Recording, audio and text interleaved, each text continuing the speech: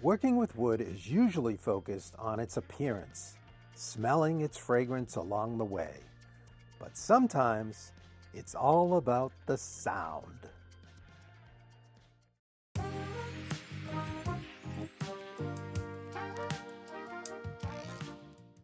Today's epic adventure takes us to Nashville, Tennessee, to the Music City home of Pearl Drums. And we're treated to a tour of the custom drum shop with lead craftsman Ron Depew, who is working on a quarter century with Pearl. So literally, half my life I've been here. So what's your official role? just custom shop. How do you get to the custom shop? Do you have to be really good? Well, it was one of those things where I was doing woodworking and management knew about it. And then they wanted to kick off these solid shells, and so then I got in on the ground floor of that. So the solid shells is that's the high end. Yeah, I mean this is the only product that we actually produce that's an American made, from the ground up. Because everything else, I mean, Pearl is a Japanese owned company, right? Since its inception. And these are examples. Yep. They kind of got a little display here of different things and stuff, and we'll go through and talk about kind of the process and all that goes into these. But this one's actually new too. This is a Philharmonic Series, so a different animal than these. These are like your drum set for rock or for country or for jazz. We've got a couple different sizes. This is new for this year, and it would be something like in a symphonic orchestra or something like that. Mm-hmm. It's got different snare mechanisms because that music is different, because you're doing a lot of dynamics from really soft playing all the way up to really hard playing. Right. And so depending on the dynamic range that you're playing in, these snares, there's 3 different sets of snares, will engage at different, Oh, I see. Yeah. So do you play drums? That's what I moved here to do initially. Okay. And then things kind of happened, and I still dabble with it. But yeah, I mean, this is what this is what I do now. Well, it's a different type of art form, kind right? of found my voice with this. So, yeah. What is the thing about custom that is special? The type of wood? Well, as far as like what we're doing with these, we've got 4 species. So maple, cherry, walnut, and ash. Mm-hmm. So like in the combo drums, you've either got a 5-inch depth or a 6.5-inch depth. With these, we got 4, 5, and 6.5.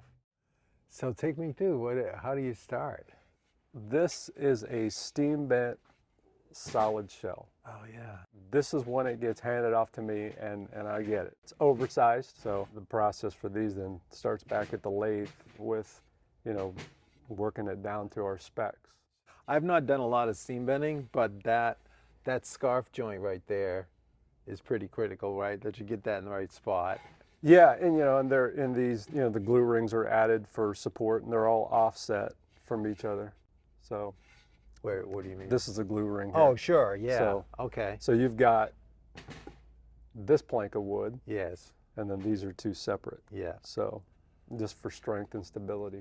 I'm just really curious how thick that outer laminated layer. Well, it's a steam bent, and then that big scarf joint. It's like 3/8 to a 1/2 inch. Yeah, we work. It's interesting. Everything that we do here, we work in metric. Starts off about 12 mil, mm-hmm. and it gets worked down to 8. And the challenge is to get this to our spec. There's a lot of math involved. You start with the rings. And there's a centering process on the lathe. You can't just chuck this up and just start going, because then your ring may be thin on one side, thicker on another. So there's kind of a north, south, east, west kind of a centering process when you put this on the lathe. Yeah, it's real wood, and you can see that it's just you got to work with it. So get the one ring honed in, and then it's a process. There's some turning, flipping it. Yeah. Hog out the inside, and then the outside is the last. Okay. So cool. So you're constantly checking, get the calipers out, constantly checking, to get it to spec. So there's These got to be, these are 6mm rings. It's an 8mm shell. You've got to have your depth, just right. So, because you're hogging out too from here, plunging down, going across. So there's a lot of thought going into to those. So these over here are. Yeah, what we got here, I just have, some of the stuff's been turned already. Some of the stuff hasn't been turned. We've got, some of the stuff I've been working on where it's just haven't even been scraped or sanded or anything. We've got the normal catalog stuff that we do too, like set inlay patterns and stuff that we do. So these would not be seen in the catalog. These are like custom ordered for someone specific. Last year, I guess it was what we call Craftsman Select. So it's just basically one-offs. And they've given me like a lot of freedom to just come up with different wood, different veneers, different patterns. And it's fun doing the one-off thing because you're not just cookie cuttering. And there's a uniqueness. Yeah, it's like they're little individual works of art. Huh? Yeah, some yellow heart. So cool. With some what is that? Bird's eye. It's got some nice eye figuring in there. And walnut. Yep. Looks nice. Yep. So that's a little proud right now. Oh yeah. That'll get sanded down. Yep. Yep. Usually I start with scraping and then I'll move to sanding. How deep is that inlay? Maybe about a mil thick. Yeah. So not very. Yeah. Yeah. It's a little thicker than a veneer. Regular veneer. Yeah. Yeah. Because that stuff. I've worked with some of that too, but you got to be. That's a little tricky. Because it's easy to burn through that. For sure. So, yeah. Now, generally, in the drumming world, ply shells are what are common. Right. So pretty much any and all manufacturers, and you can see these are offset where you've got the scarfs again. Oh yeah. Yep. That's nice. So the solid shell is just completely different since it's one solid plank of wood. Do they sound noticeably different than the solid wood? The thickness too of a drum will dictate a sound too. So and even within like our drum set shells that we produce, there are thinner and there are thicker shells. So depending on if you want something that's more resonant, a thinner shell, something thicker is going to project. It's just like a tool. Like, what are you wanting this to do? Right.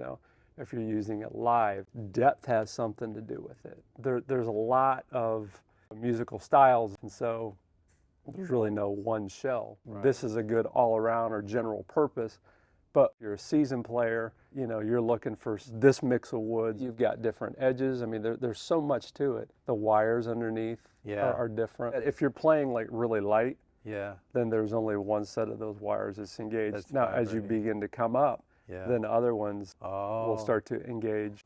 Because in that, like in an orchestral type setting, you're playing, sometimes very light. Right. But then the crescendo will come up loud.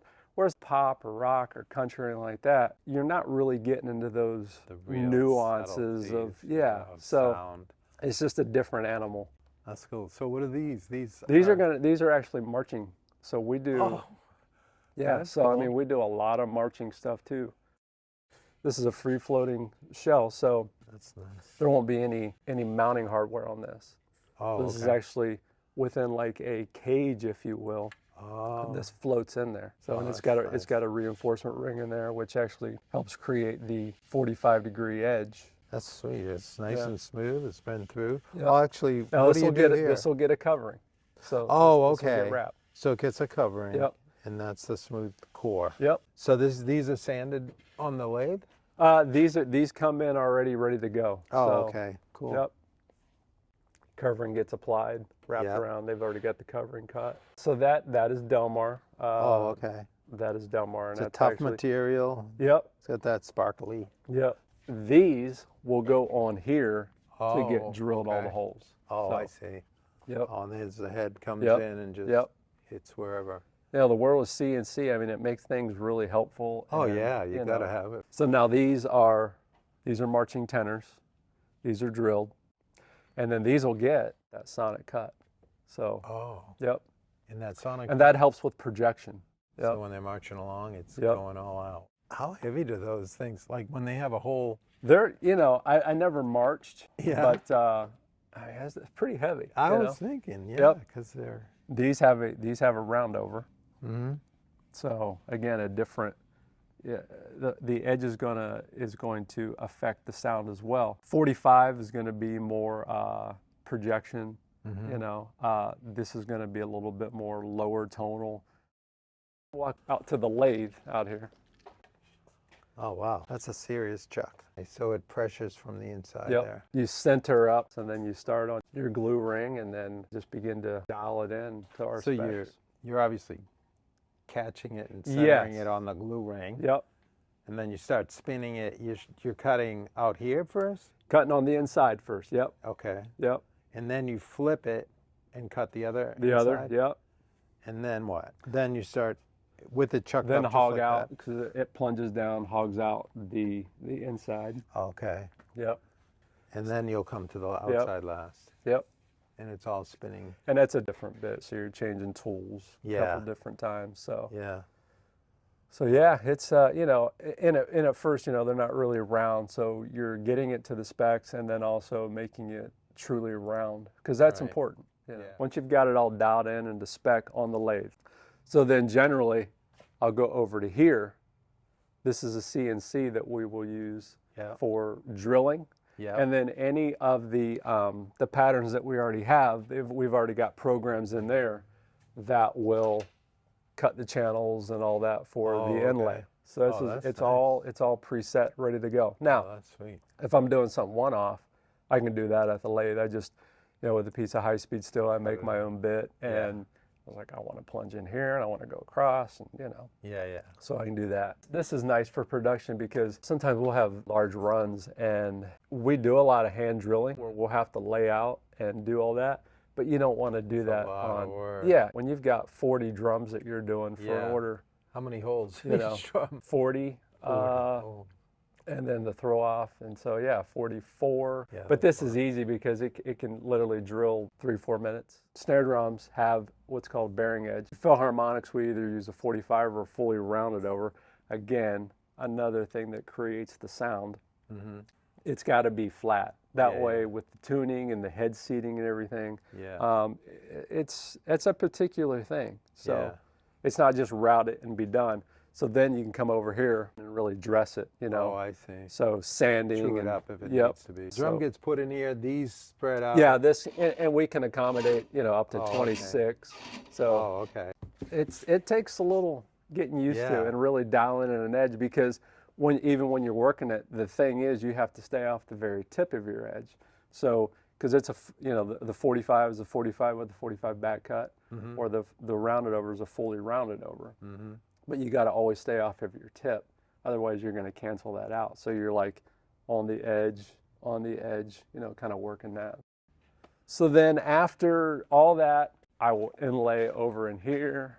Look at that. That's a beautiful inlay. Yeah, that's just a one-off. It's actually got finish and everything. I think I just still got to wax that. So and then it's all said and done. Sweet. So this is a cherry shell. We were talking about the Philharmonic, so we do a 4-inch in that.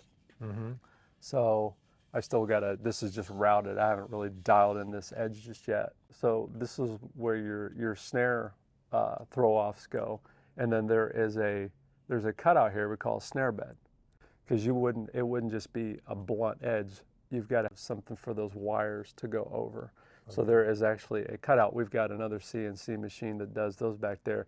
And depending on the type of drum, there are different beds. So you're polishing these up on the lathe, or yes, burnish on the lathe, you know, and that's kind of the secret to really getting a good finish. So it's deep. So it really makes a difference.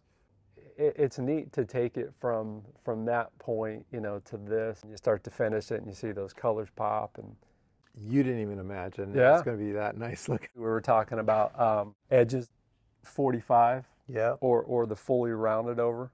So the outside gets a very small back cut, you know, but then most of it's coming from the inside. You can see that on here.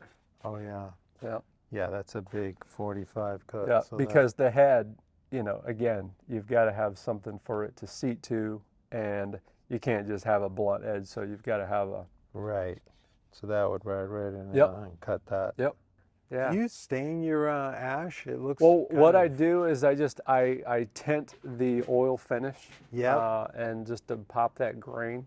Yeah, it looks really great. Yeah, you know, because ash can sometimes just look like maple. And so it's a nice way to kind of distinguish between the two. Yeah. So, yeah. Yeah, it gives it a lot of character. Yeah. And they're all completely different, you know. What's this one here? That. Oh, that's a walnut shell with okay. actually canary wood Oh, okay. and then bird's eye. Nice. So seam it under the badge. So we've got a badge that goes on there. Oh, I So see. seam that there, yep. You know, you're putting your artist eye on, like, if this is the front of the drum, you know, how do I want this to lay? And sometimes it's going to lay to where I'm putting my seam over here on the snare throw-off mechanism. Right. You know, because, you know, visually, it's like, you know, everybody's going to look at this. This is what they're going to see, you know. And so you're trying to lay your inlays to where it's aesthetically, you know, pleasing to the eye, you know. So it's awesome. if I mean, it's almost like a piece of jewelry when you put all that hardware on there, right? Yeah. And the Philharmonic head uses, you know, that's a different head than the combo, you know, type heads. So it's a different material. This is like a simulated calf skin. Oh, okay. So. And this is more the standard look. Yes. I mean, that's Remo has been around for a long, long time. Yeah. And, you know, there's other manufacturers, but all of our stuff comes equipped with Remo out of the box. We were talking about getting into the one-off thing.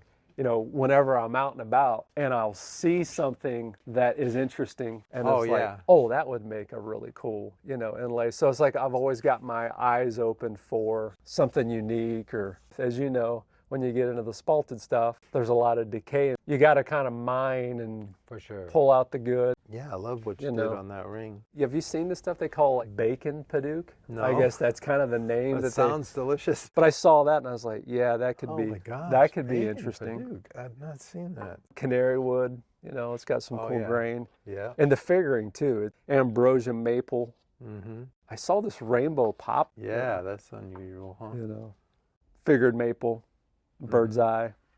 Yeah, that's some beautiful. You know, it's just resawing. You know, Yep. starting here at the bandsaw, resaw down, drum sander, and then I've got a trimmer there where I can just really dial it in. So it's really hands-on. I didn't realize the custom area was going to be. Yeah. It's like your own little shop back there. Yeah. Can we look at the finishing area? Yeah, we can go in there. Yeah, this is nice, you know, with all the fumes and different things, you know, because it's not like something you want to be out there and everything. So flip on the fan and then come in here on the and fan, do the finishing and these and everything. Filters this is just like a massive vacuum of air coming across. You know, still wear a mask and everything in here just to be safe. See any fumes, right? Yeah, you know, and you really don't smell anything. It's just wafting it straight out. So it's coming through this side. Yes, pulling and then right up through there. Yeah. So, it's really nice. Messing with some dyes. Ooh, you know.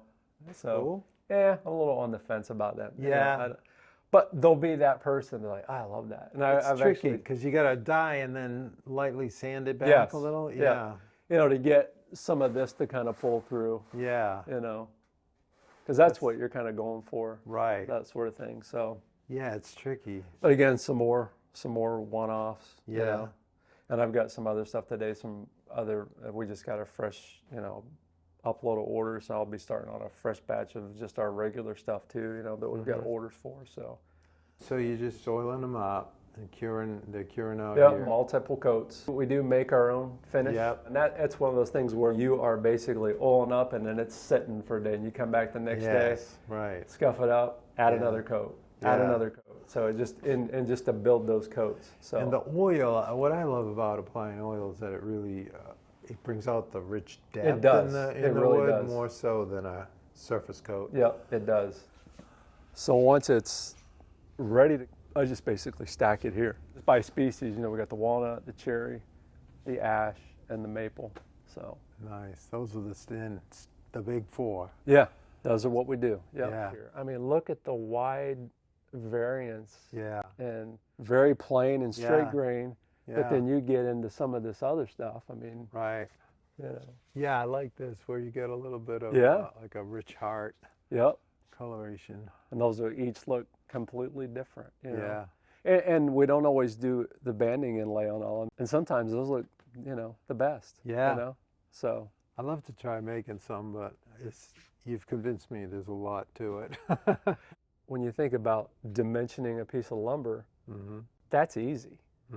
Everything's square or rectangles. Right. When you go round, it's a different thought process. If I'm turning and I'm taking off whatever here, well, you're also taking that, you know, so everything is like split in half, if you understand. Yeah. It's like, okay, I need to go down 2 millimeters on this. You know, well, I'm not diving in and taking 2 millimeters off because now I just took 4. So there was some getting used to, you know, it's a different way of thinking. We get people that come through and do like a tour and whatnot, or they want to see theirs in process. And that's the beauty of what we do here with like the Music City custom stuff, which I guess now we've been doing probably 6 or 7 years. A lot of times in the custom world, when you order something, it can take a long time. And so what we did was bring everything in-house with our MCC drum sets and stuff, to where now it's just like basically, as long as we have everything in stock, it's a 14-day turnaround time. Nice. That's quick for a custom drum. There's actually one that's being built right now, like this here. Oh, yeah. So that's a bass drum. Where do those get wrapped? Here. Oh, so, really? Yep, over here on these machines here. The drum gets loaded onto here. This comes down, and then on the foot pedal, you know, just you walk the wrap through, you know, as it turns. Keeping it tight. Keeping it tight, and that's the key, you know, because to wrap a drum without something like this would be not fun. You get into the nicer stuff where you've got the nicer wood finishes, and they're going to get dinged up and stuff. So like a wrap, though, it's a lot more hardy in that sense. You know, people are taking their stuff out, playing out and stuff. You know, they're loading in and out. So, right. So this went through the rolling machine here. Yep. But that's the oh, that's a nice that's one. the finish. Yeah, and that's the thing too. It's like, you know, there's a whole array of different types of finishes and stuff. So that wow factor to these colored drums is actually this material wrapped around. Yep. And you've got everything from glitters to, I mean, you name it, stuff like this. Oh yeah. You know. This is like a ruby red. Yep. That's they actually use glass in that to make those. Yep. Even we do a mirrored chrome finish. That's awesome. That's actually a popular one, like with stages and stage lights. Oh yeah. Because of that reflective material. Yeah. And then the kit takes on, depending on the lights that are on it, can take on a whole array of different colors and effects. Whatever color you want. You know, you get the reflection off of there. So. Yeah. Do you have any famous drummers come in here? We did Eric Singer's kit, Kiss tour kit. We just did that recently. And here you are. You're right in the heart of Music City.